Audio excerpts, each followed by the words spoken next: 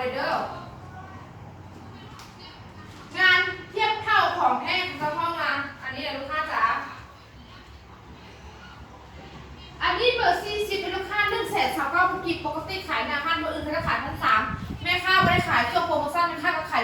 799อันนี้มื่อนี้แม่ค้ามาเซฟวันแม่ค้าสิกลับเบียดแม่ค้าสิกลับเบียดแล้วแม่ค้าขาย129,000กีบ GC เป็นแม่ค้าให้โปรโมชั่นแล้วมัน799 บาทเด้อเอา GC ให้ไปดูกัน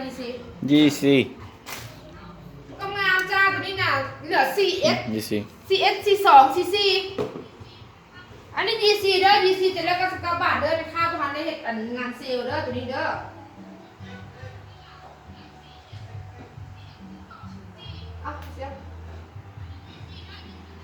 มีไผ่เสียเอาว่าตัวนี้ลูกค้านี่เหลือ3คู่ CS C2 CC เท่านั้น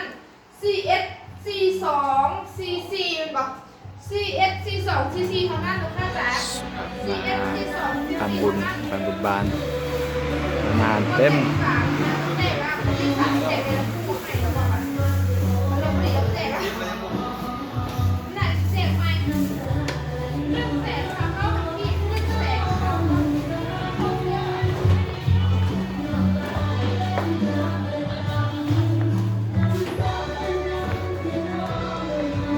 อาหารมันเงียบ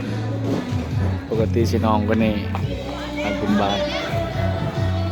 นี่เด้อนี่หันจากกินแบะ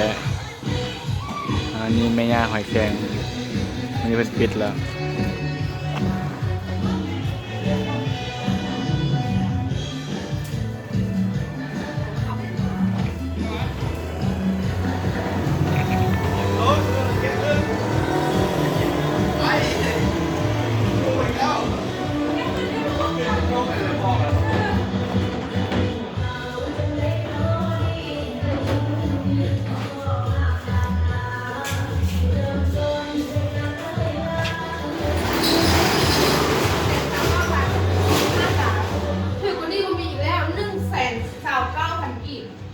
ยังเหลือเบอร์40 CC